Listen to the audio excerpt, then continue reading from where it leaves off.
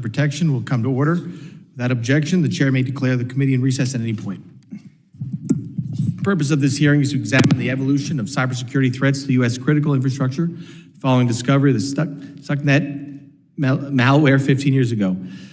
We will highlight the importance of securing operational technology, or OT, to bolster critical infrastructure resilience.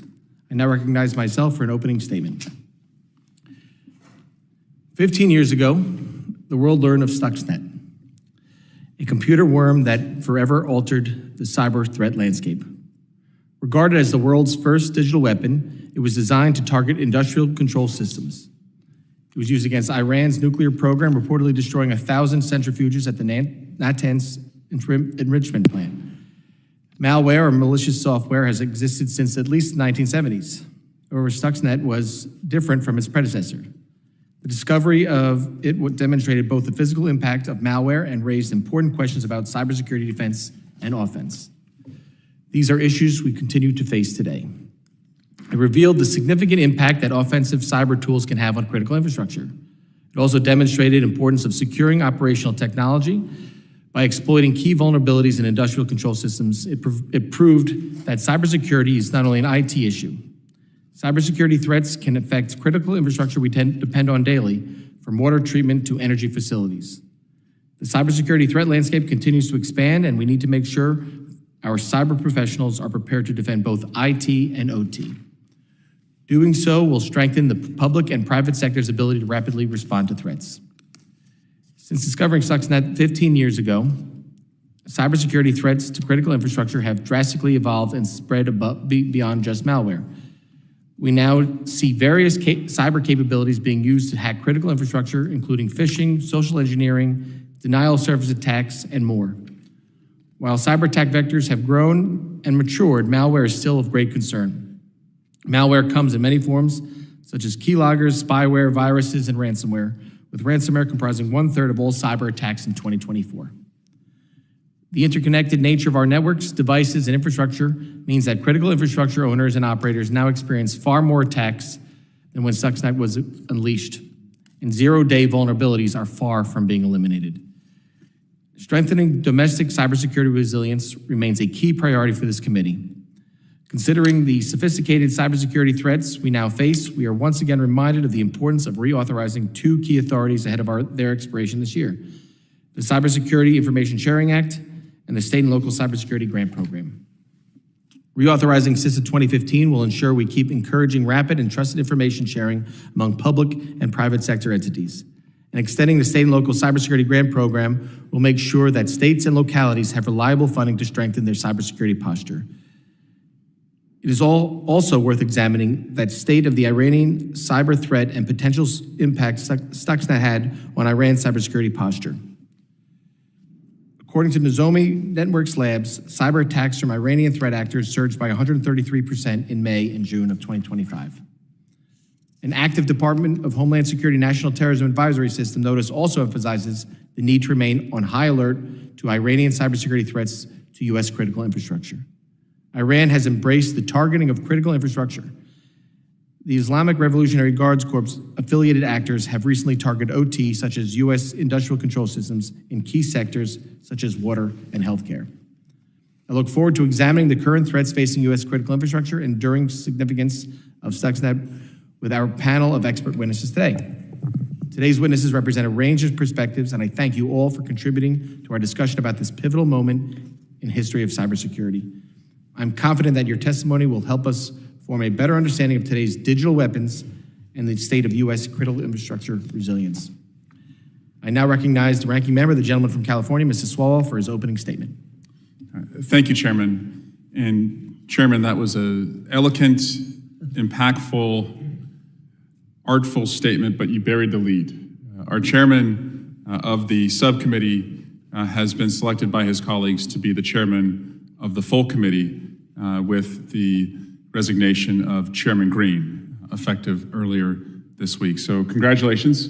I'm excited for what that means for the full committee. You and I have worked quite well over the last 3 years on this committee, especially to take on our cyber challenges, and to have somebody at the full committee with your cyber knowledge and expertise as our cyber threats are only escalating, and AI has made that even more challenging, and the threat of quantum computing and what that means for cryptology.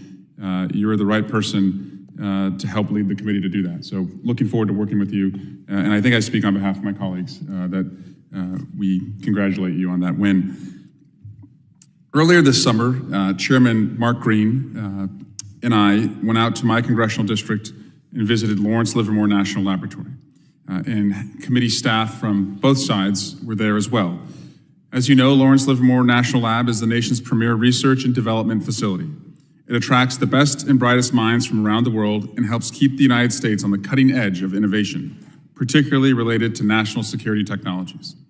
Lawrence Livermore and our national labs are indispensable partners in our national effort to defend cyberspace, keeping their finger on the pulse of our adversaries' tactics and motivations while helping to develop novel technologies to detect and disrupt malicious cyber campaigns. We saw Lawrence Livermore works firsthand, and it's critical to national efforts to secure critical infrastructure our constituents rely on every day and the operational technology that underpins it. The lab's work is paying off dividends, especially related to the Chinese threat actors like Volt Typhoon, and I'm pleased that the lab today, through Dr. Gleason's testimony, will talk about its important work. Notably, the lab is a key partner in CISA's Cybersecurity program, which places sensors on private sector networks on a voluntary basis to monitor for and detect cyber threats. The lab contextualizes data from the Cybersecurity program with other intelligence feeds, generates unique insights into malicious cyber activity, and provides network defenders the know-how to kick out the adversaries. The knowledge derived through the lab's work benefits programs and activities across CISA, and I'm eager to learn how Lawrence Livermore and the National Lab community can continue to support federal efforts to better secure operational technology. Additionally, I'm interested to learn how other programs at sector risk management agencies and CISA, like the Joint Cyber Defense Collaborative, JCDC, support efforts to mature our collective approach to security. It's incumbent on the federal government to collaborate with its private sector partners to bring security resources to bear to these under-resourced sectors. Also, at this point, I want to just remind the committee and the public that CISA can only function when it is fully staffed. It should not be free from reforms, but currently it has lost approximately 1,000 employees since the DOGE cuts began to take place. That affects its ability to work with the private sector and be responsive. Fewer brains and reduced funding means less capability, less capacity, and less collaboration, which is detrimental to ongoing efforts to mature operational technology security programs. And also, I'd like to reiterate my strong support for the reauthorization of the other CISA, CISA 2015. Stakeholders have referred to CISA 2015 as the most successful cyber law ever passed, and I was a part of writing it and passing it in 2015 as a member of both this committee and the House Intelligence Committee. We cannot allow this critical authority to lapse. Toward that end, I was pleased to see a clean 10-year extension included in the Senate Intelligence Authorization Act for fiscal year 2026. It sends a clear message to our partners and our adversaries that cybersecurity continues to be a bipartisan priority in Congress. I look forward to working with my House colleagues to provide non-federal stakeholders the certainty they need to continue their strategic collaboration with the government by passing a clean authorization before it lapses later this fall. With that, I yield back. Gentleman yields back. Other members of the committee are reminded that opening statements may be submitted for the record. I am pleased to have a distinguished panel of witnesses before us today. I ask that our witnesses please rise and raise their right hand.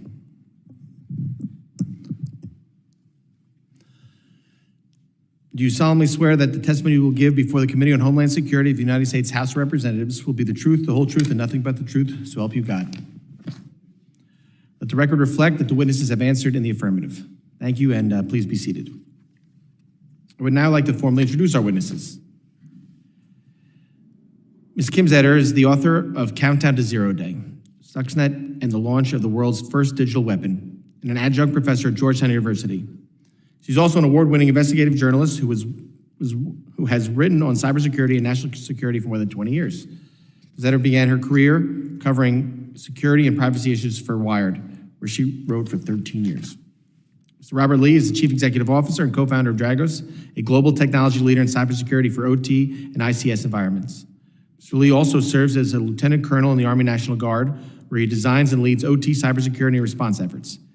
He's a member of the World Economic Forum subcommittees for the oil, gas, and electricity communities, and he serves on the advisory boards of the International Society of Automation and National Cryptologic Foundation.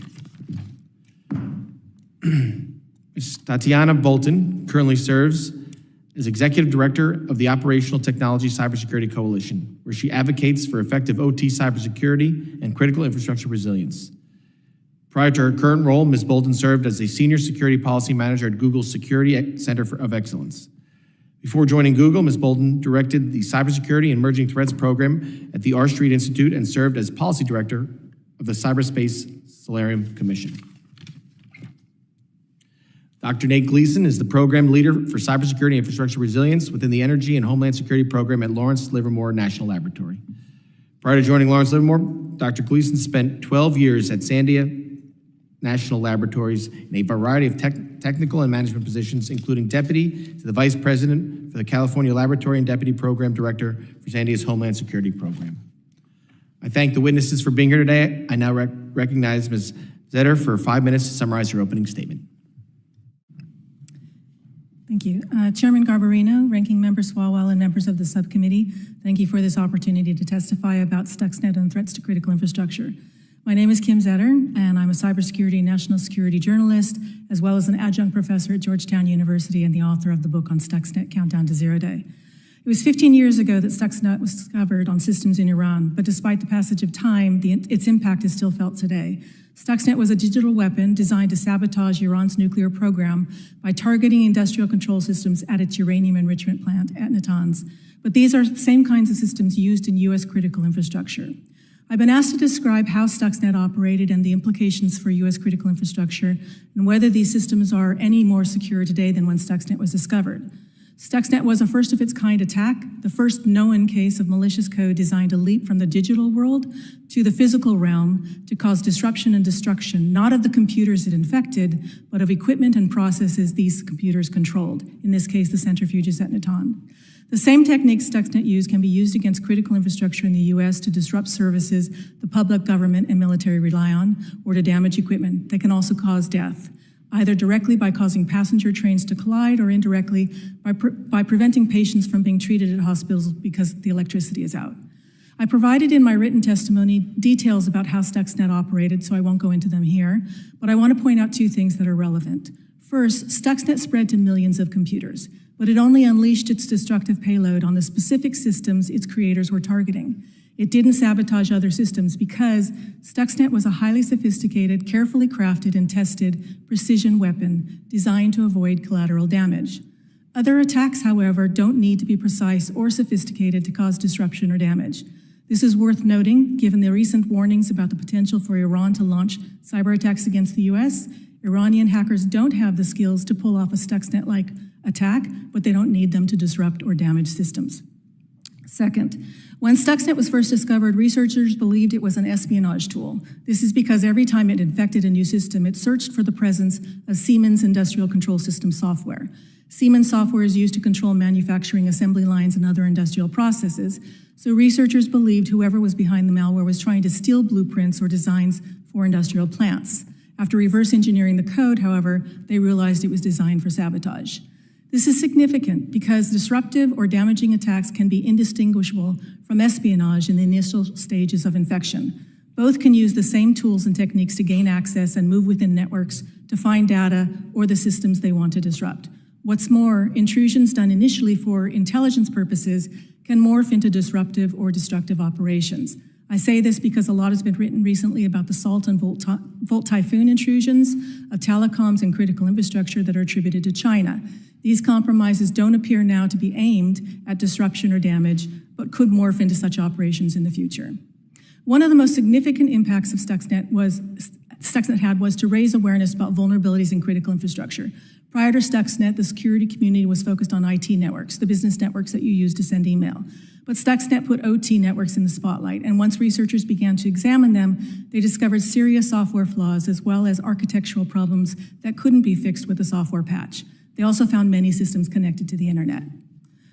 The following is a small sample of processes that industrial control systems control: opening and closing cell doors at high security prisons, operating traffic lights and HVAC systems, routing commuter and freight trains to prevent collisions, controlling temperature at which food is pasteurized and steel is forged, operating chemical and pharmaceutical plants, and control of the flow of electricity.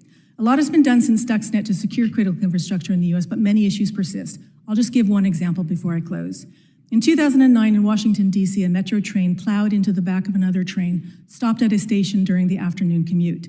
Sensors on the track should have indicated to the incoming train that a train was stopped ahead of it. But the sensors failed, and the collision killed 9 people and injured 80 others. This wasn't caused by a cyber attack. But this month, CISA issued a security alert about a decade-old flaw in train braking systems that hackers could exploit to cause a collision like the one in 2009. That flaw exists in the protocol that devices located in the front and back of trains use to communicate with each other to engage the brakes. The protocol uses weak authentication, which means an attacker can impersonate one of these devices to cause a train to suddenly halt or the brakes to fail. The flaw can't be exploited over the internet. An attacker needs proximity to send a command, but this doesn't make it any less dangerous. The researcher who discovered the flaw discovered it in 2012 and reported it to the Association of American Railroads. But the AAR reportedly dismissed it, believing no one could exploit it. It was only this year, after the research and CISA threatened to go public, that the AAR announced it would replace the protocol. A new protocol won't be ready until 2027 at the earliest. Thank you. Thank you, Ms. Etter. I now recognize Mr. Lee for 5 minutes to summarize his opening statement. Chairman Garbarino, Ranking Member Swalwell, members of the subcommittee, 15 years ago, Stuxnet proved cyber attacks could cause physical destructions. Attacks on OT networks are under sustained and sophisticated assault from our adversaries today. I'm Robert Lee, CEO of Dragos, a former Air Force officer in NSA, and now serving since the last time we all met in this committee in my role in Lieutenant Colonel in the Army Guard, designing out OT defense strategies. I spent my career protecting these industrial systems that power our society. Let me be blunt, we are not prepared for a major attack on our critical infrastructure. We know that such an attack would be part of any major conflict with an adversary, but we are not doing enough to prepare, and the results of continued failure could be catastrophic, including the loss of life. At Dragos, we track over 25 state and non-state actors that target operational technology directly. 9 different malware families have been built specifically for industrial systems. The most versatile is very opposite to Stuxnet.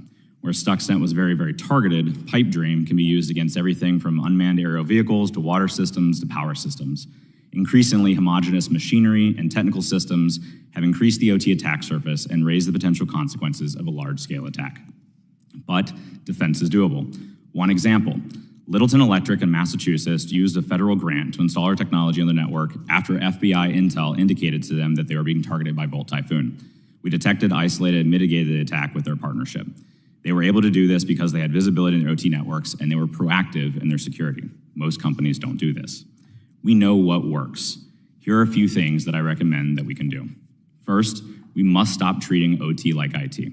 These systems have different risks and require different defense strategies. Hearings like this one are critical to raise awareness of this distinction. A significant portion of the funding and resourcing in the community goes to IT, whereas the critical part of critical infrastructure is OT. Second, make public-private partnerships count. At Dragos, we uncovered Pipe Dream in coordination with the NSA and an undisclosed third party.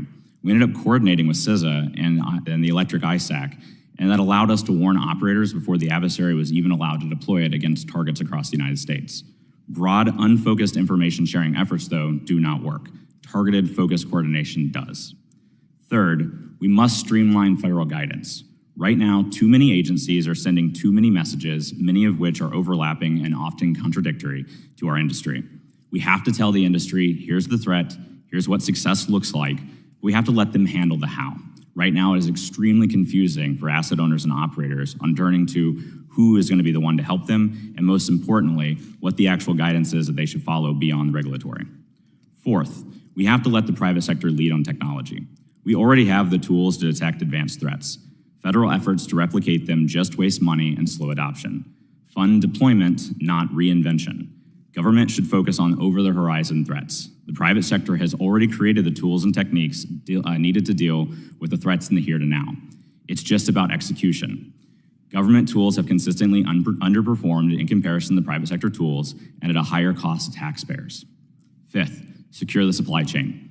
Critical infrastructure vendors must meet real security standards. Right now, all of the focus is placed on asset owners and operators and not the vendors. Asset operators and their vendor community should share responsibility for meeting basic security requirements for all the components that are installed into our critical infrastructure. Even the security vendors. As the CEO of Dragos, I'm surprised that I have the amount of flexibility I do to make willfully poor security choices to increase my margins. Though we have not done that and would not do that, I'm surprised by the ability of CEOs to make that decision. I believe we need higher standards and more selectivity into who can sell into critical infrastructure and how. Finally, we need to fix federal response coordination. Most operators simply don't know who to turn to call after an incident or what they'll get in response, and responses differ across state lines, and there's no basic credentialing for who shows up and what they can do. I'm helping write a national OT response plan in my role at the 91st Cyber Brigade, but we need legislative support to cut through the bureaucracy. I found great partnership in this effort with CISA, particularly strong support with Sean Planke, and I look forward to his confirmation. We simply know what needs to be done, and it's time to stop standing in our own way. Our kids' lives depend on it. To close, our adversaries are gaining ground, but we have the tools, the knowledge, and the people to win. Now we need large-scale execution in the public and private sectors. We know what needs to be done, we just need to do it. I'm grateful to all of you for holding this hearing and look forward to the rest of our conversation. I yield back my time. Thank you, Mr. Lee. I now recognize Ms. Bolton for 5 minutes to summarize her opening statement. Thank you, Chairman. Chairman Garbarino, Ranking Member Swalwell, and members of the subcommittee, thank you so much for the opportunity to testify today. I commend the subcommittee for prioritizing critical infrastructure security and holding this hearing to discuss the heightened threat landscape. My name is Tatiana Bolton, and I'm the Executive Director of the Operational Technology Cybersecurity Coalition. The OTCC is a coalition of OT cybersecurity organizations, critical infrastructure operators, and thought leaders. Representing the entire OT lifecycle and protecting our nation's critical infrastructure assets, we provide vendor-neutral perspectives on securing our collective defense and advocate for improved OT security policy. Stuxnet marked a pivotal moment in cyber warfare by demonstrating that digital tools could indeed cause real-world physical destruction to systems, known as operational technology, or OT. OT is the technology that makes machines run like pumps and valves on the manufacturing room floor, or machines that control compressors and filters in a water treatment facility. It's crucial to recognize, as Rob said, that operational technology, OT, is distinct from information technology, IT. Their respective security requirements differ considerably. OT cybersecurity must prioritize safety, reliability, and physical process continuity. And these systems can be older, having been built to last decades, and many never designed to be connected to the internet in the first place. Despite the elevated risks associated with attacks on OT systems, this area of cybersecurity remains significantly underprioritized and underfunded. The OTCC is working on a number of efforts and has provided multiple recommendations to the committee, and I'd like to highlight a few of them here from my written testimony. First, we need to focus on awareness. The United States must prioritize OT cybersecurity to prepare critical infrastructure against the growing threats. Our government has acknowledged that U.S. infrastructure is at risk. However, it has not taken sufficient steps to address the growing vulnerabilities in the wake of attacks like Cyber Avengers or Volt and Salt Typhoon. While securing IT is important, the OT systems that, if attacked, turn off our lights, bring hospitals to a standstill, and disrupt essential services. Congress must urgently answer the question of who holds responsibility for these risks, as a debilitating cyber attack on our critical infrastructure would demand clear accountability. Second, Congress must reauthorize CISA 2015. In May, our coalition submitted a letter to this committee urging the reauthorization of the Cybersecurity and Information Sharing Act of 2015, which will expire in September of this year, as you well know. This legislation is crucial to information sharing and strengthening U.S. collective defense. Both public and private sector security teams rely on information sharing from other organizations to strengthen their defenses. If the legal protections established by this act were to lapse, this flow of information would be disrupted up to 80 to 90%, and national security put in jeopardy. Third, we must better resource OT security. From addressing the growing tech debt, hiring cybersecurity experts, to procuring and building updated and secure systems, OT owners and operators don't have the necessary funding to defend their networks, and often 99 cents of every dollar is spent on physical security. We need to address critical infrastructure security through a whole-of-nation approach. Just as we wouldn't expect an individual county, such as Polk County in Texas, to defend themselves against missile strikes from a nation-state actor, we shouldn't expect them to respond to cyber attacks on their own. This is a national security priority. This is why the state and local cybersecurity grant program must be reauthorized. These resources allow underfunded critical entities to remove Chinese routers, hire cybersecurity staff, and replace outdated servers. Congress should also explore whether there are other opportunities to provide economic incentives to critical infrastructure owners and operators to invest in OT security. The biggest vulnerability in any of your states, and all of the states, is your lowest common denominator. So we must increase the security baseline across the board. The threat to critical infrastructure and operational technology from our adversaries, including Iran, is real and growing. OTCC aims to work with this committee and our stakeholders to achieve our common objective. With the right policies, resources, and partnerships, we can build a more resilient and secure nation. Thank you again for the opportunity to testify, and I look forward to your questions. Thank you very much. I now recognize Dr. Gleason for 5 minutes to summarize his opening statement. Chairman Garbarino, Ranking Member Swalwell, and members of the subcommittee, thank you for the opportunity to testify today. My name is Dr. Nate Gleason. I'm the program leader for the Cyber and Infrastructure Resilience Program at Lawrence Livermore National Laboratory in Livermore, California. I lead a multidisciplinary team that works to develop technologies to address nation-state threats in the domain of gray zone conflict. Our primary emphasis is on the role of critical infrastructure in national security.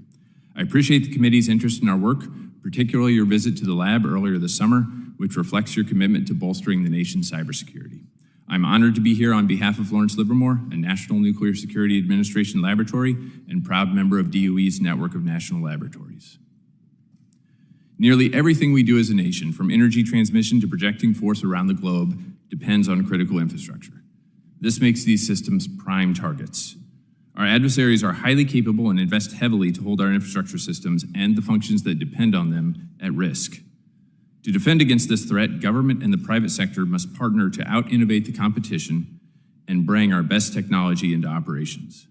One way CISA helps address this need is through the CyberSentry program. Since 2020, it has looked to Lawrence Livermore for core support for CyberSentry, with our role being to develop and deploy advanced analytics to monitor and hunt for threats. Through CyberSentry, cyber researchers gain real-time access to operational networks and can leverage significant investments in national laboratory computational and analytical capability, combined with information from the intelligence community, to develop and deploy tools to detect the latest attack techniques. As one example of program success, in 2022, we detected high-risk Chinese surveillance cameras, just like these on the table in front of me, that were stealthily built into U.S. infrastructure systems. We leveraged our Skyfall laboratory to develop an advanced beacon detection analytic that increased sensitivity to detect these threats while improving selectivity to dramatically reduce false positives. When we deployed the analytic to CyberSentry partners, almost immediately our analysts detected anomalous beacons on the OT network of a participating company. Our team identified the beaconing device as a camera manufactured by the Chinese company Dahua. Livermore developed a machine learning model to detect these devices at scale and deployed it. We found cameras on most of the participating CyberSentry entities, in some cases, hundreds of them. Network traffic showed that these devices were beaconing to suspected hostile overseas servers. Some appeared to be transmitting encrypted video. Reverse engineering of the devices revealed they were also capable of providing a backdoor to any connected network. Notably, these devices were mostly sitting on OT networks, providing direct access to the physical processes. We worked with CISA to create and publish a set of playbooks that went out broadly to help asset owners who are not part of CyberSentry detect these devices on their own systems. This illustrates how the CyberSentry partnership between just a few dozen critical infrastructure asset owners, national labs, and CISA enhances cybersecurity across U.S. critical infrastructure. It's important to recognize detection represents just one aspect of defense against cyber threats to our infrastructure. The current threat picture demands a multi-layer approach. At Livermore, we use what we call the Immune Infrastructure Framework. This 4-layer approach recognizes that we can't stop all attacks and instead seeks to make it as difficult as possible for adversaries to achieve their goals. Layer 1 focuses on understanding critical infrastructure systems through modeling, simulation, and analysis. This essentially allows us to look at U.S. infrastructure through the eyes of our adversaries. Layer 2 attempts to keep the adversary out of our systems through supply chain assurance. Layer 3 focuses on detecting and responding to intrusions. We put significant focus on addressing the previously unseen over-the-horizon threats that China, Russia, and Iran are developing that could hold our systems at risk. In Layer 4, we engineer our systems to operate through compromise by using techniques like collaborative autonomy, which are designed to provide redundant, decentralized control of systems. While all 16 critical infrastructure sectors are important, we pay particular attention to energy, water, transportation, and communication because of their close connection to national security. The energy sector is among the most forward-leaning in cybersecurity. Its sector risk management agency, DOE CSER, invests resources in creating capabilities for the energy sector that, in coordination with CISA, help set the pace for other sectors. CSER is currently working to ensure that AI can be securely integrated into energy sector operations. Livermore is leading its analysis of potential risks and benefits of AI in the energy sector. We are also developing test beds to assess the security and efficacy of various AI capabilities for the sector. Another way CSER is working to enhance cybersecurity is through its Energy CyberSense program, which focuses on supply chain security. We also work closely with the Defense Department on defense critical infrastructure. Through this work, we have identified how adversaries, with advanced knowledge of our infrastructure and interdependencies that exist between components, could exploit multiple assets simultaneously to create cascading damage far worse than any single point attack. Thank you again for the opportunity to testify. I would be happy to answer any questions. Thank you, Dr. Gleason. Members will be recognized by order of seniority for their 5 minutes of questioning. An additional round of questioning may be called after all members have been recognized. I now recognize the gentleman from Florida, Mr. Jimenez, for 5 minutes. Thank you, Mr. Chairman, and let me congratulate you on winning the chairmanship of the entire committee. It's well done, and I look forward to working with you. I also share the concerns of the ranking member about the reauthorization of CISA 2015, and now that are the chairman of the subcommittee, now the chair of the entire committee, I'm sure that we're going to be accelerating that process. And it's a clean reauthorization, but then eventually we're going to have to look and then see how we can tweak that. But first, we need a clean reauthorization. Ms. Zetter, I'm curious about the viruses and the malware, and I'm wondering if they're starting to act like real viruses. A real virus, when they enter the body and the body starts to attack it, can react. It evolves to defend itself. Have you seen that progress with computer viruses, with cyber viruses, ability of a virus to evolve so that it can protect itself from any kind of defense mechanism? We've seen the early stages of that. I don't think that we've seen something that's fully, I would say, mature and operational. Rob has a better idea of that because he deals with the malware that comes in. But we've seen even hints of that even years ago, just not fully developed. Obviously now with AI, that opportunity exists to make something even more autonomous, and also the ability to morph very rapidly to the environment. Interesting. That's a scary thought, right? That whatever we do, the virus will protect itself somehow and find a new way to do what it needs to do. And I also, I agree that OT is actually the more important aspect of cyber attack. That's really the stuff that's really going to hurt us, cause accidents, kill people, disrupt everything that we do. If I can foresee a day where somebody presses a button and the next all the lights go out in North America, right? And that would be a little bit disruptive, I believe. Ms. Bolton, you talked about the lack of coordination here in the United States, and I would think that if you kind of map out who's got what, who's responsible for what, it would look like a bowl of spaghetti. Am I too far off? I'd say you're not very far off at all. I think there are a wide range of frameworks that are in place, a wide range of coordination mechanisms, as Rob mentioned in his testimony, also difficulty for the industry to come into the federal government. There's not one specific door. There's not one agency that's responsible for cyber incident response. And so they all work together. And so, but we've got local and state agencies responding to incidents. You've got vendors and industry. You've also got federal government involvement. So I absolutely believe that we need to streamline that process. I know the committee is working on harmonization, cyber harmonization. We very much support that effort because we need to have one easy way, one door for the industry to come come into the federal government for support, and then also for the response and collaboration to be more clear. Now, you said that they work with each other, but do they really? Do you see turf guarding a lot? I can't say that we don't see turf guarding. Okay. I will say that there are experts, national security, professionals who are absolutely intent on securing the networks for which they're responsible. But a lot of people will say, well, that's really my realm. Well, no, it's my realm and all. I mean, look, that's just the norm in any bureaucracy, yes. Okay? And so, we have so many agencies doing the same things. That's a natural tendency of bureaucracy to try to protect themselves, okay, and turf guard. Mr. Gleason, in terms of China, I serve on the select committee on China, and I have been calling for, we cannot decouple fast enough from China. Things that may be innocuous, cameras, all right? There's nothing innocuous about them. They are malicious. They are relentless in their attacks on us. I mean, I was thinking, yeah, cameras is one way, and then they report back to China, right? And they can also integrate themselves into the IT system. That becomes an OT problem, maybe. All right. We had issues at where I used to be the mayor in Miami-Dade County with cameras at our port system that was reporting back to China. We don't know what it was reporting, probably what kind of commerce we were doing at that port, and we also found that they had infected our systems. They were just lying around. Okay, we don't know what they were lying around for, but I'm sure that it wasn't for a good purpose. So, what can we do to stop this?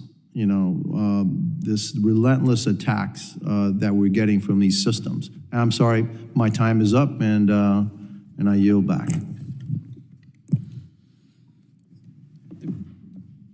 Okay, I was going to say they can answer the question if you want. I'll ask it for you. How about that? All right, I now recognize the gentleman from Texas, Mr. Luttrell, for 5 minutes. If you're reading my notes, sir. Yeah, I stole it. Yeah, then you can. What can we do to? I don't even know how you scale something to this size. What can we do, looking forward or looking downstream? I cast that out to Mr. Gleason. You can start. You go the. Yeah, I think everything you are mentioning, I would agree with. I think what this phenomena that we're seeing is China has recognized that critical infrastructure is a new domain of conflict. I think we are catching up to that still. They put a lot of energy into this. They are very good. We are not going to stop them. One of the goals that we have with the approach we've taken, as I mentioned, the immune infrastructure framework, our goal is to make it as hard as possible for them to achieve their objective at each layer.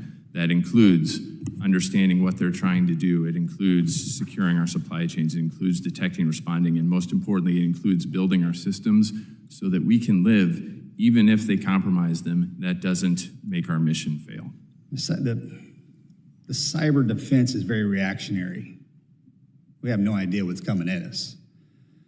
The challenging part, I think personally, is and I'm not speaking for.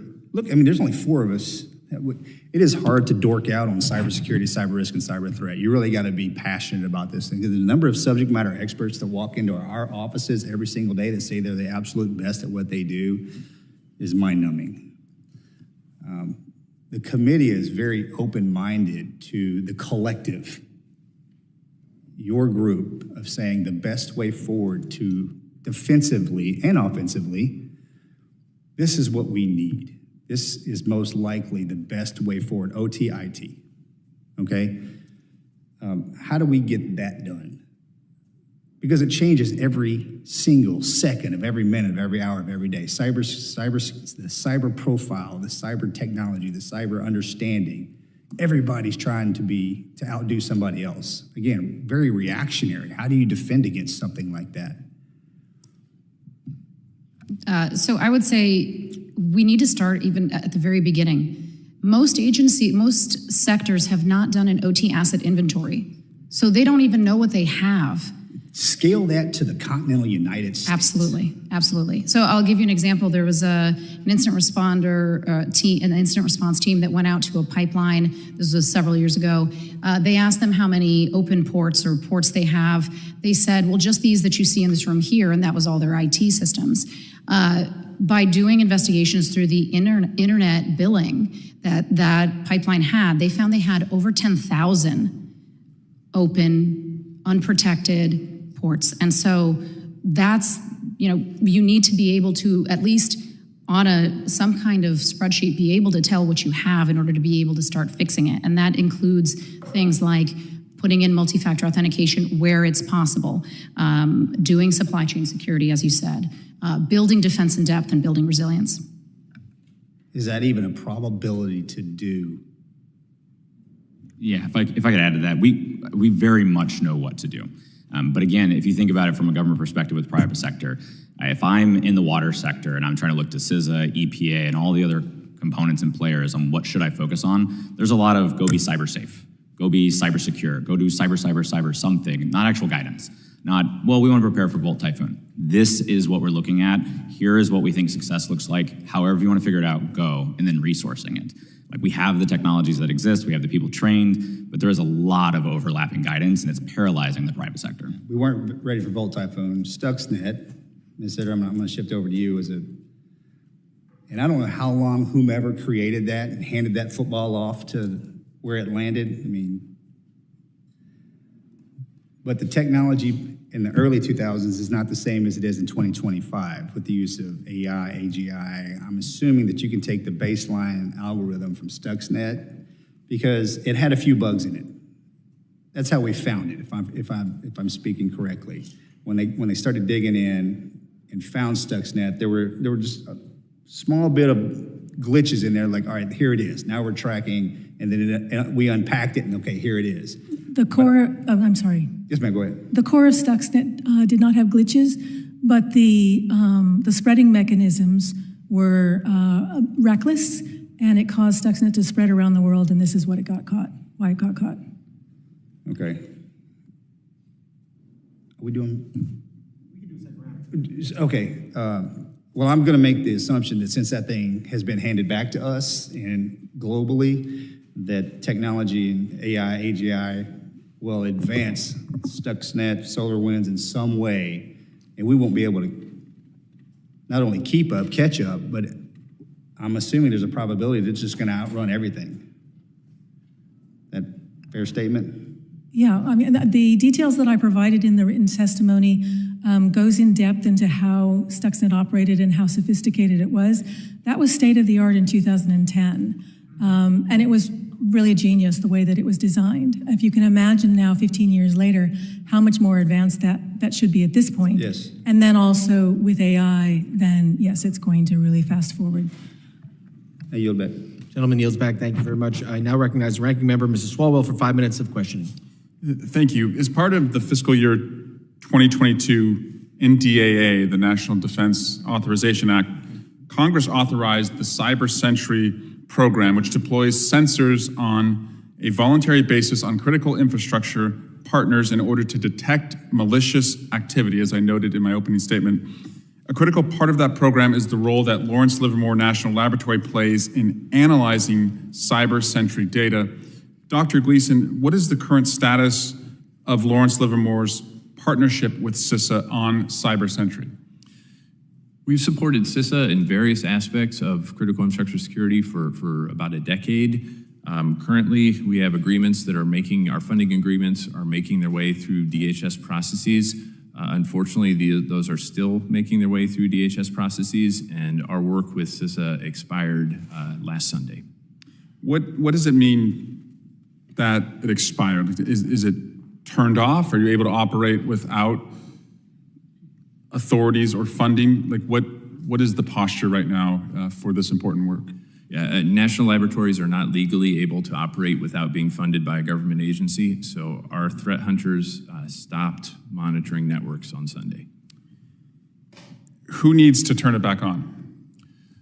We need the interagency agreement between DHS and DOE to be completed.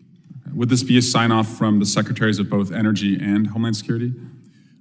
Somewhere in that chain, yes. I'm not completely familiar with the funding processes that exist at those agencies right now, but yes, it needs to be signed off by both organizations. And earlier in your testimony, you alluded to some cameras and malicious activity that you had found that had been Chinese placed. Is that the type of work that the Sentry program does? Absolutely. We're looking for threats that haven't been seen before. We're looking for threats that exist right now in our infrastructure. One of the great things about the Cybersecurity program is it takes the research and marries it with what is actually happening on the real networks. So we're not just doing science projects, we're deploying that technology out in the real world, detecting real threats. And just so I understand, you now, with the program that has at least lapsed or hopefully temporarily lapsed, the sensors are still deployed, is that right? That's correct. The sensors are still deployed. They're still gathering data. We just aren't analyzing the data that's coming in. So I guess you're telling me because you don't have the funding, you're not allowed to look at the data legally. That's the problem. That's correct. So theoretically, we have deployed sensors on critical infrastructure, and there could be a malicious attack occurring right now that you are not legally able to see until the program is refunded. That is correct. The Lawrence Livermore analysts are not able to monitor that data right now. What is the risk of you being blind to what these sensors are detecting? I think everything that we've talked about in this hearing, we've seen how important critical infrastructure is to everything we do as a country. I think I'll echo a talking point I frequently hear from Dragos. One of the most important things is getting visibility into what's happening on our OT networks. We don't have enough of that, and so losing this visibility through this program is a significant loss. A major priority of mine has been to improve operational collaboration between the federal government and the private sector. To do so, CISA must have the appropriate forums for such collaboration, including the JCDC and CPAC. Ms. Bolton, how can JCDC be strengthened so that it can better facilitate OT security collaboration, and why is it important that CPAC be restored? Thank you for the question. I think CPAC is an organization that allows industry to talk to the government. And right now, industry is not able to convene with the liability protections that come, or the information sharing protections that come with CPAC authorities. And so that becomes a problem, and it's a national security concern when operational collaboration can't happen between those two entities. I believe it's very important for CPAC authorities to come back. I think as much as possible, industry is continuing to try to work through other mechanisms, but there was nothing specifically like CPAC. And we also are we're continuing to work with JCDC and other areas within CISA on OT security issues. I think what we'd like to see from JCDC, if we're talking about additional work, is more concrete OT efforts that industry can get involved with from the ground up. Great, thank you. Yield back. The gentleman yields back. I now recognize the gentleman from Tennessee, Mr. Ogles, for 5 minutes questions. Thank you, Mr. Chairman, and thank you to your witnesses for being here. Obviously, this is a high stakes issue. I mean, it's the next battlefront, if not the battlefront, as we move forward. And when you look at the China threat that Ms. Zetter, I think you've touched on, or all of you have touched on, but specifically, I want to start with Ms. Bolton. So formerly, I was county executive in my community. And what I can say is that, although we were one of the fastest growing counties in the state of Tennessee, #1 producer for manufacturing jobs in the state of Tennessee while I was county executive, I can tell you that from a cyber and IT, OT perspective, we were arguably vulnerable. Please expand on that vulnerability when you look at bad actors as it relates to kind of, just our infrastructure security and what the consequences might be if there was a coordinated, systematic attack against those local communities. So a lot of what we see, and you're completely right, a lot of what we see is that the threat actors are targeting the most vulnerable organizations, right? Many times those are smaller organizations without cybersecurity expertise. They're at the county level, they're at the local level, and you see actors either targeting those for target practice, learning, and then moving to bigger systems, or they're doing it in a coordinated manner across a number of different states and localities. Particularly, we see that in the energy sector, and they're using that as a means to prepare the battlefield, if you will, for if they're in a contingency. For if it's China, for example, if they're sitting on our networks, that is extremely dangerous. Even if they're not conducting any particular operations right now. One, we can't guarantee that they're off the networks, even when we find them. We find them too late. We find them 3 years after the fact.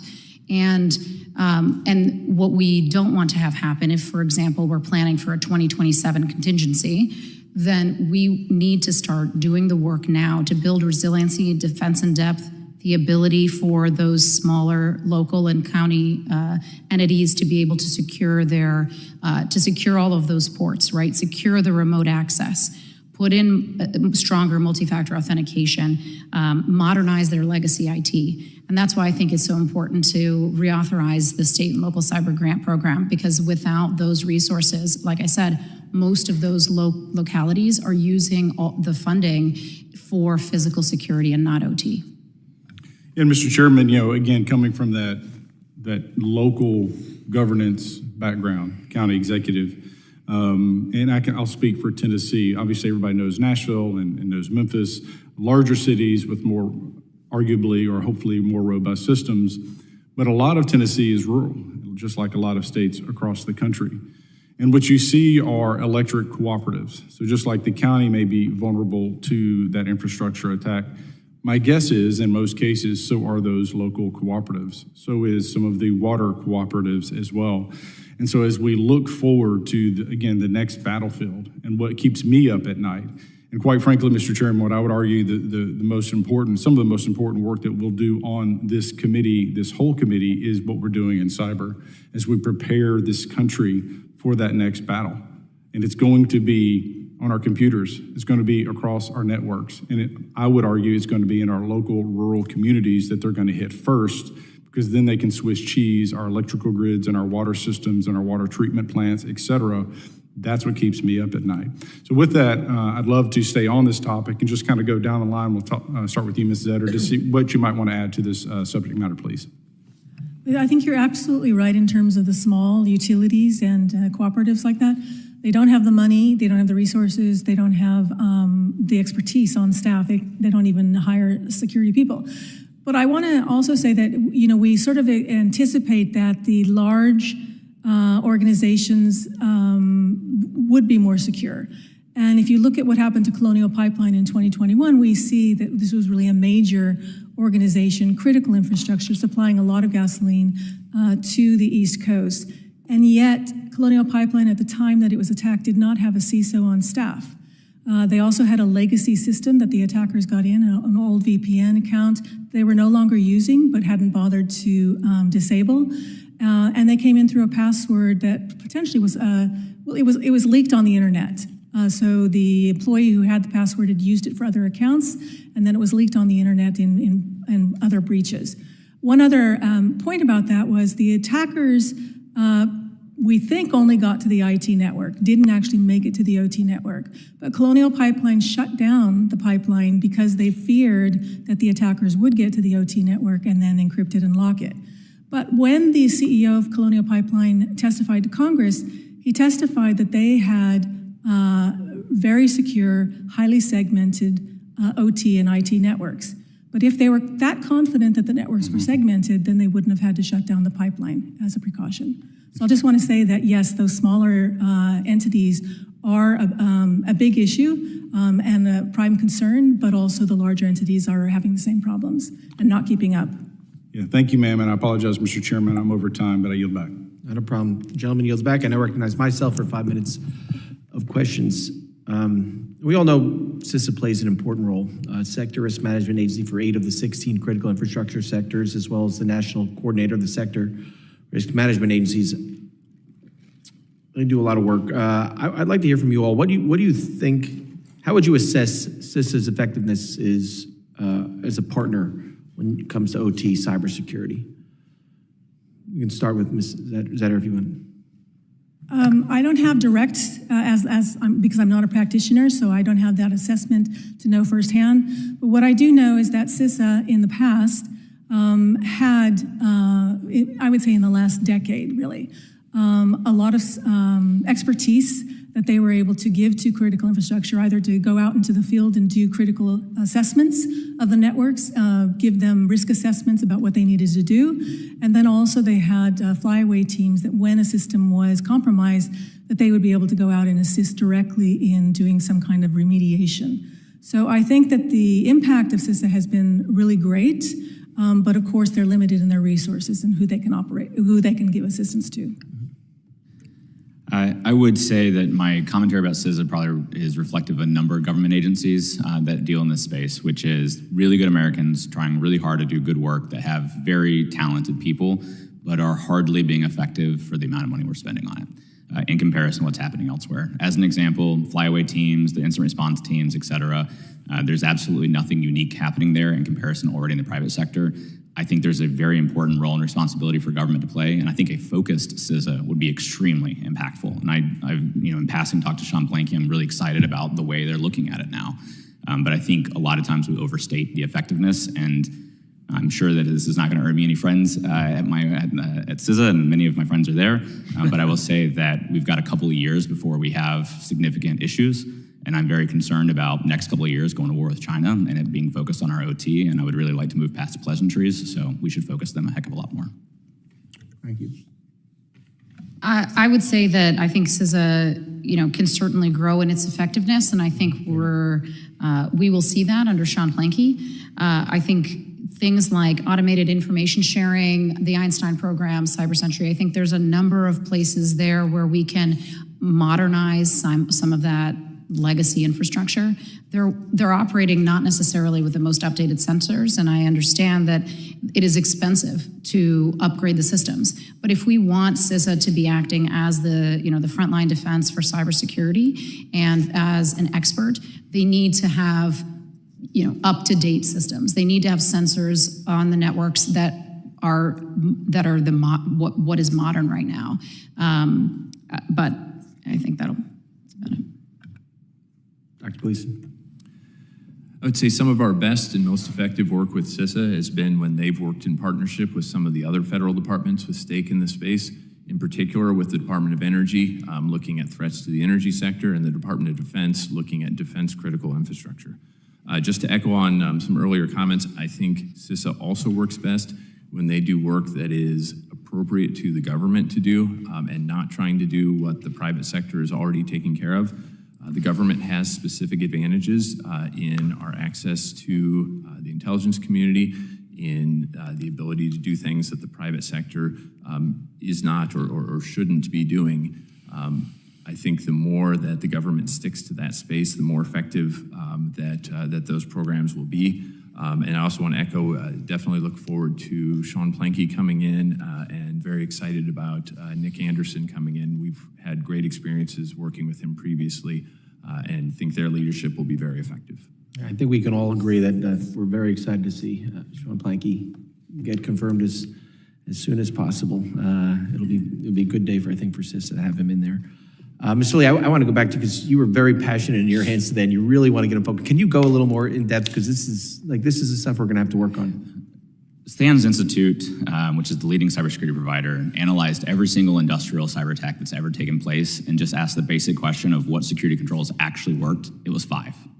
And we know exactly what those 5 are. We know exactly how to do it. And if you look at regulations, standards, and everything else, it's not 5. Further, when you look at our rural communities, as mentioned, about 98% of this country is in that sort of below the cyber poverty line discussion, and they're not doing pretty much anything unless it's really passionate members there trying to help. But going back to what Kim said as well, you've got a large number of companies that will stand up and say how robust their security programs are, and I'm in a lot of those environments, and they're terrifying. So I have 3 kids. I did not really want to go back into the Army for extra time. It was, I really want to get this right. And I think if we're going to be serious about the conversation, it's focus on what we can actually do across the next couple of years. Pick a point of view. You're going to upset some people in doing so, but we need to do it. And at the same time, I would say you can roll out quickly. I think about 95%, anecdotally, about 95% of all cyber spend goes to enterprise IT, about 5% to OT. That is where your national security is, your environments, your local communities, and all of your ability to generate revenue. You look at sort of the visibility in this country. If you actually want to monitor your OT infrastructure, figure out, is China already there? I would say probably about 10% of the infrastructure around the country is being monitored. So when we're having big discussions about what comes next, I would just highlight that we're not even really being serious about what we know today. I appreciate that. Thank you very much. We're going to start our second round of questions. So I recognize the second round, the gentleman from Florida, Mr. Jimenez, for 5 minutes. Thank you, Mr. Chairman. And I'm going to pivot a little bit. So do you all know what MAD is? Mutually Assured Destruction. MAD is not really all that mad.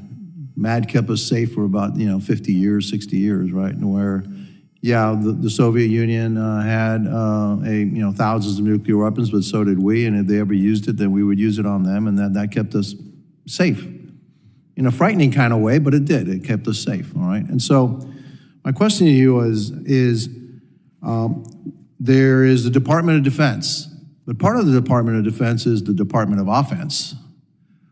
So it's if we were just we're here to defend the homeland and we're going to play defense, well, you're inviting attacks because there's no counterpunch. What's our offensive capability? Where's your assessment of our offensive capability in this realm? I'll take first pass at that. We are very, very good at our offensive capability. I think some concerns I have, you have to be able to get to root cause analysis on determining if we were attacked for us to go back and do something. I'm aware of numerous cases the government is currently tracking as maintenance issues for explosions otherwise that were actually cyber attacks. If we're not detecting what's happening, then we're just going to say, oh, it must have been something random, and we're never going to get offensive.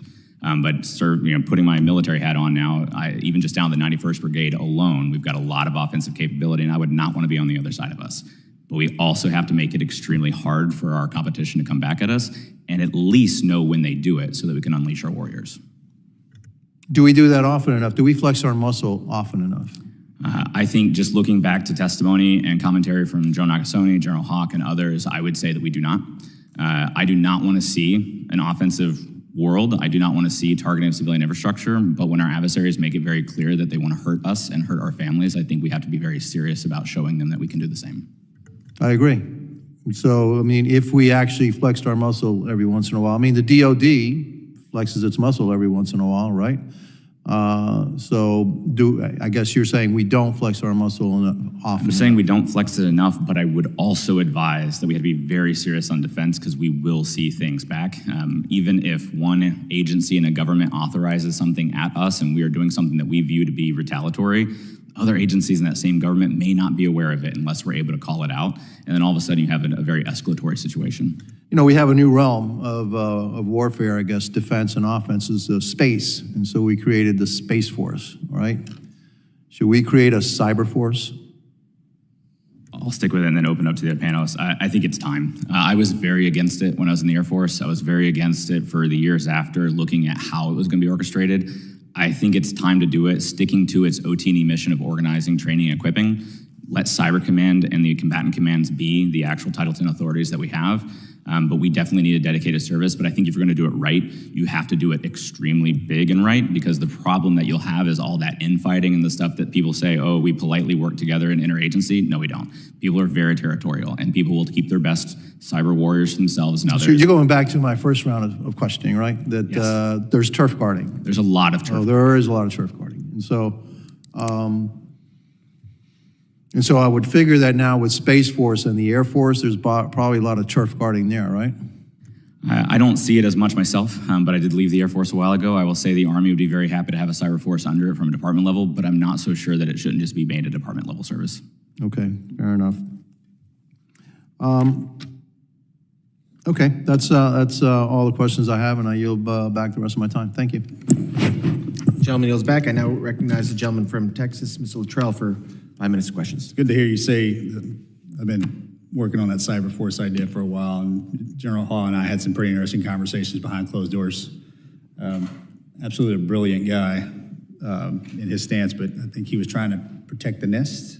But I think we're far enough along where a cyber force should be absolutely, the conversation should be had.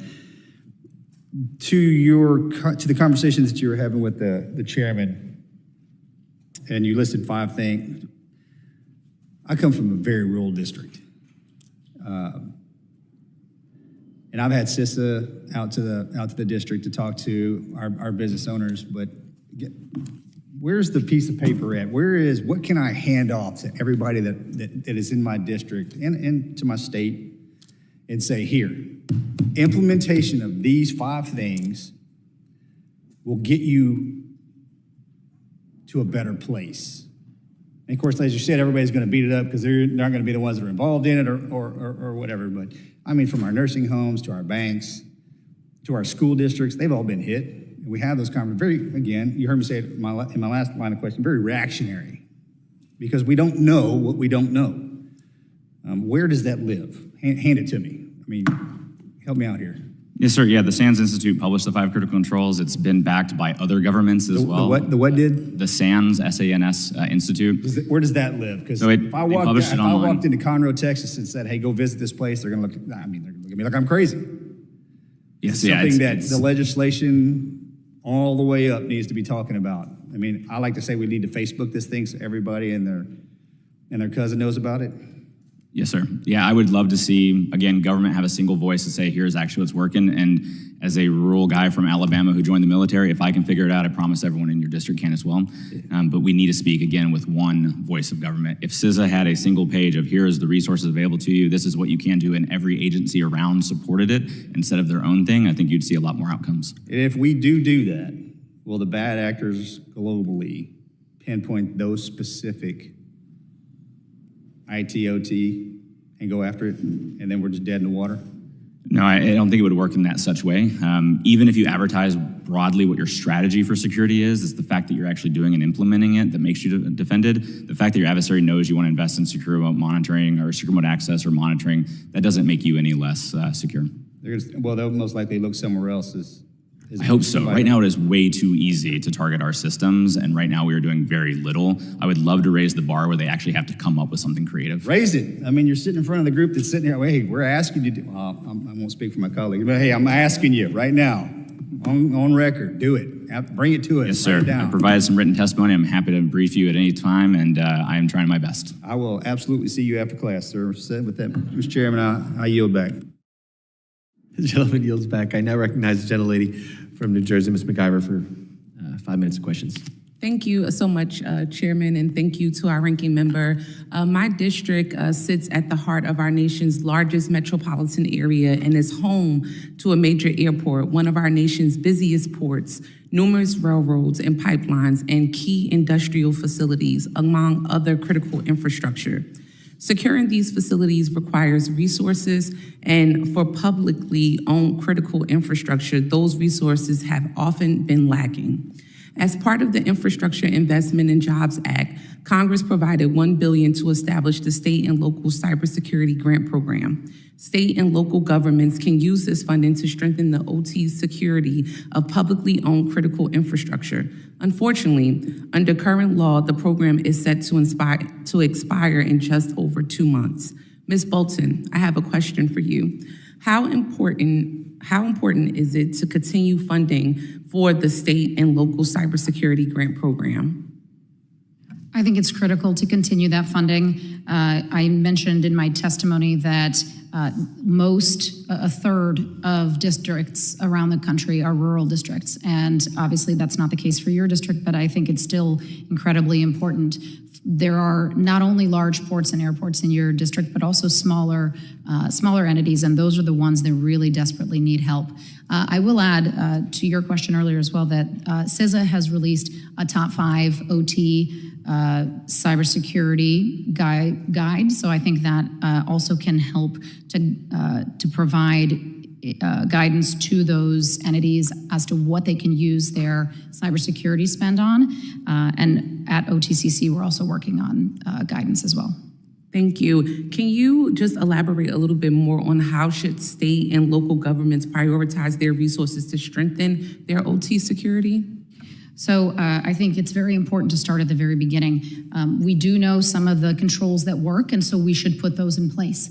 Multi-factor authentication, segmenting, even micro-segmentation of networks, making sure that we are securing remote access. And also I'd add that, most of the attacks that are happening on our critical infrastructure aren't 0 days. They're not the most sophisticated vulnerability or the most sophisticated attacks. They are using things that we've seen before, sometimes not changed at all, sometimes mildly changed. And we continue to be hit by these attacks. I think, for example, CISA releases a top 12 cyber vulnerabilities, top 12 routinely exploited vulnerabilities list. Why would the government or any state entity still be able to buy those products off of that list? If one side of the government is saying these are commonly and routinely exploited, we should never be allowed to buy those. So things like that, I think, are extremely important.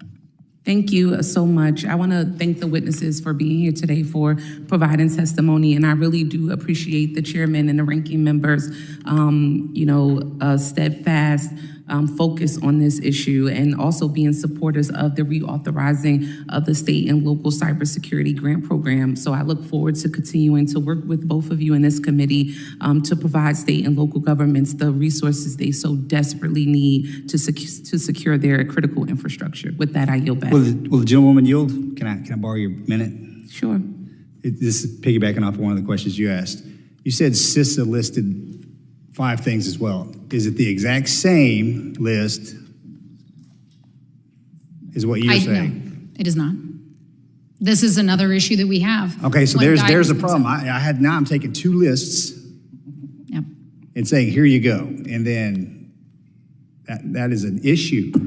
Absolutely. On top of those 2 and the 10,000, 100 million that everybody else brings to you, and for a poor district like ours, Yep. Here we go. Thank you very much. Well, and I will say this, the cybersecurity industry as a whole is aligned on things like implementing multi-factor authentication, network segmentation, continuous monitoring and detection. But there are sort of these conflicting guidances that do exist. Same with frameworks, conflicting frameworks for OT. So the people in your district or the operators in your district that are trying to just do the right thing, they don't know where to start. Correct. And especially when it's like NIST Cybersecurity Framework 2.0, there's like 80 pages, right? People who are running these OT networks don't have the knowledge to read through an 80-page document and know where to start.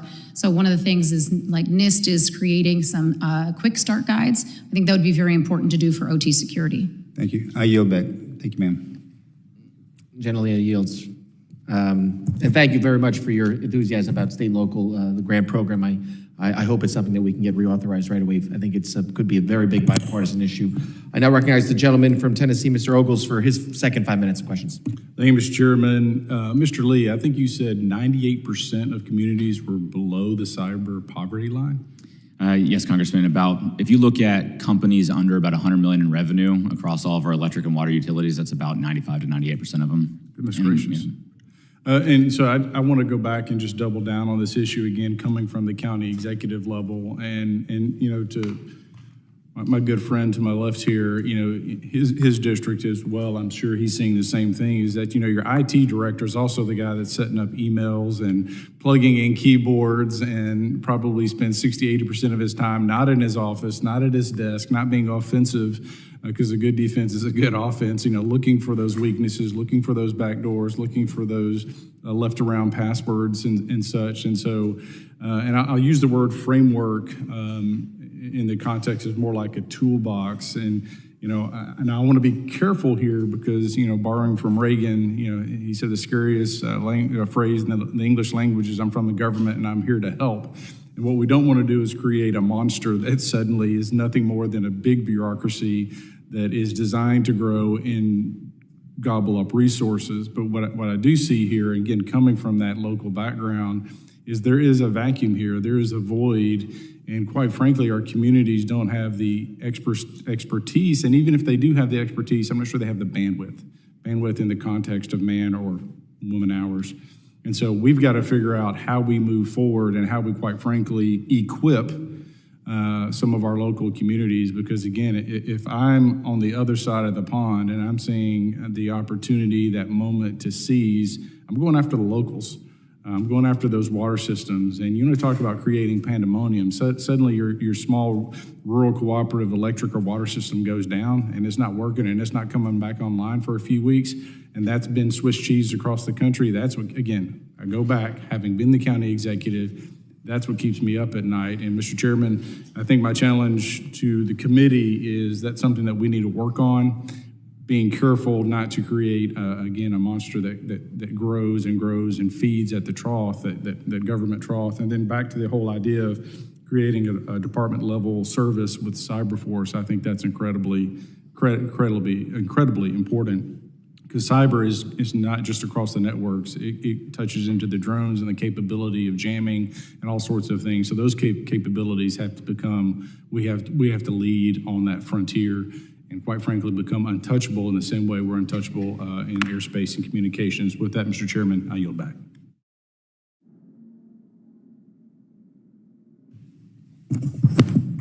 Gentleman yields back. I now recognize the ranking member, gentleman from California, Mr. Swalwell, for his second 5 minutes of questions. Dr. Gleason, what is the status of Lawrence Livermore's other partnerships, including its support for the National Infrastructure Simulation and Analysis Center? Those are in a similar status to our support for Cybersecurity, our work for National Risk Management Center, again, looking at infrastructure interdependencies and cascading consequences of disruption to infrastructure, has been going on for a decade. Our interagency agreement expired in March for that work. What is the risk to what you're able to see, or what you were able to see and what you don't see now as far as cyber vulnerabilities that are out there? I think one of the big things that we miss, and I want to emphasize the idea of cascading consequences. A lot of times when we're thinking about cyber attacks on critical infrastructure, the target may not be that infrastructure system itself. It may be what is supported by that infrastructure system. And when we fail to understand those interdependencies, we are opening up avenues for our adversaries to disrupt key national security capabilities. A great example of this is some of the capabilities on the territory of Guam. This is a small, very hardworking, very dedicated power company, but very under-resourced. And some of our most important capabilities for defending against a potential China invasion scenario are based in Guam. There are ways to defeat those capabilities that go through, for lack of a better word, the back door by exploiting kind of the weak underbelly, the underdefended part of our critical infrastructure, because those are very small systems. By not understanding those interdependencies, it's not that they don't exist. Our adversaries know them. If we don't, we're not looking in the right place for our defense. In just over 2 months, I'm sorry, did someone else, you're good? In just over 2 months, the Cybersecurity Information Sharing Act of 2015, the other CISA, is set to expire. And Mr. Jimenez alluded to this. It's essential that we act promptly to reauthorize it in a clean way, and I'm open to any reforms that we could discuss down the road under the chairman's leadership of the full committee. But I think there is a wide consensus that we don't have time to do that now. Congress will be in recess effective this week until after Labor Day, and then we will be right up against CISA's expiration. Ms. Bolton, your testimony discusses the importance of reauthorizing CISA 2015. What would be the national security impact if the law lapses? The estimates are that about 80 to 90% of information sharing would be cut off from the federal government. When I was at the Cyberspace Solarium Commission, one of the main things that we tried to do was to make sure that the federal government at least had a full threat picture. And this authority is part of that work, a significant part of that work, and we must reauthorize it. If we are about 2 years away from a contingency with China in 2027, as ODNI has said, then we have to be fully prepared. We have to be taking steps now and not just addressing, the information sharing piece. That should be a baseline. It should be a given. And we should be focused on the additional steps that we need to take. So I hope that gets reauthorized quickly and that we can move on to some of these other topics that we've been discussing and addressing some of the other extremely serious issues, because China is not waiting. China is preparing now, and so are all our other adversaries. And Mr. Lee, your experience in the private sector, is there any world where CISA 2015 lapses and a private sector company that has been hit would still be willing to come forward and share information with the Department of Homeland Security? No, I think it's incredibly important to reauthorize it, and the bidirectional communication from government to private sector, especially on the threat picture overall, is exactly one of the roles and responsibilities that makes a lot of sense. And then that's because no CISO would be able to go to the DHS without liability protection Yes. and their fiduciary duty to the shareholders. I mean, they would be exposing themselves to a lot of risk. Is that right? Absolutely, and that's actually a broader issue, even looking from a National Guard perspective of could we go in and respond to utility that gets hit? We have no indemnification to give utilities, so they're not gonna let us touch anything and do any action on it. There are very simple bureaucratic things that can be fixed to increase national security tomorrow. Thank you. Yield back. Gentleman yields back, and I can't agree with him and the witnesses more, and my other colleagues, that we have to reauthorize. So we do have to change the name, though. Yeah. Okay, that's got to be at least one change we have to do. I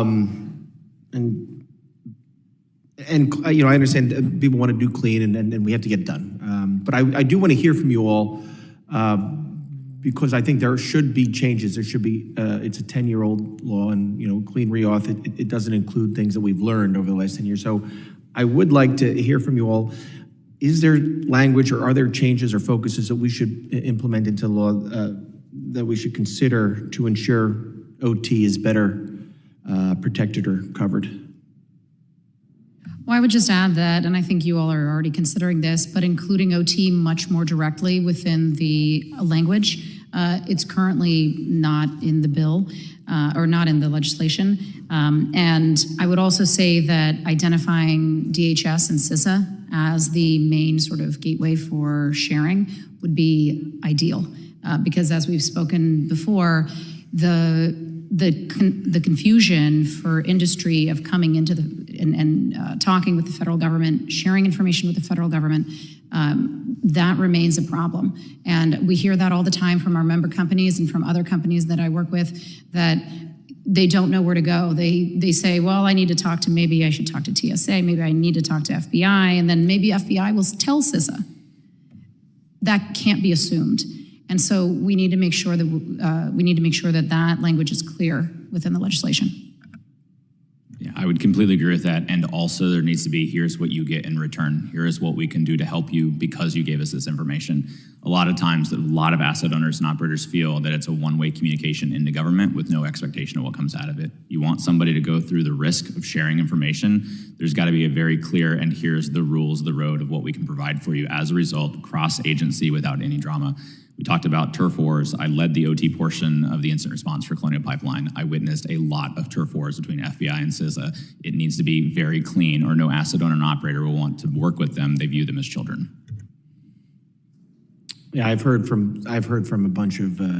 It's very important. This was a major part of my. By the way, my presentation to become chair of the full committee was making sure that this does not lapse. So it is a top priority for me, and as I know for the other members on the committee, and I have spoken to many people in the private sector that said it would be devastating, and they would not be able to talk to the government if this expires, and it would be devastating for us.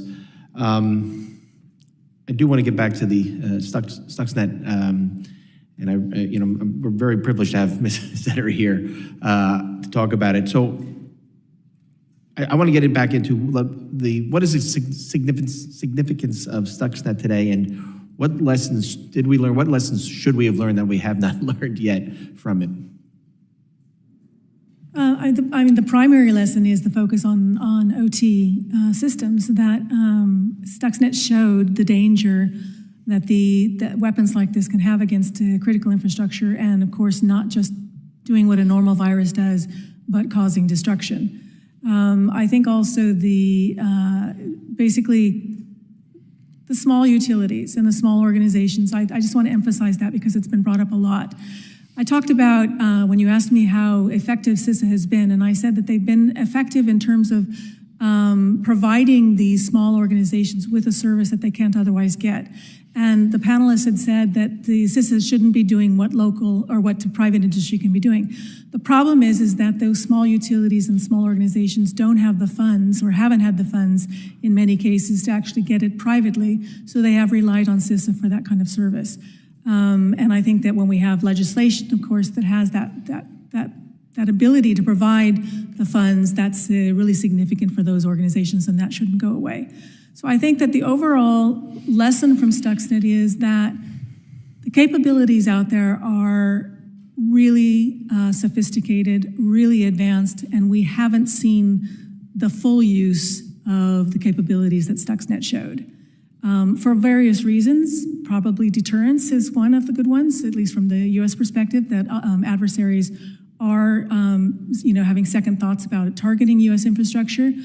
But also I sort of make a distinction between those who have the will and those who have the ability. And those who have the ability haven't until now really had the will to go after U.S. critical infrastructure. And those who have had the will, perhaps maybe terrorist groups, others, haven't necessarily had the ability.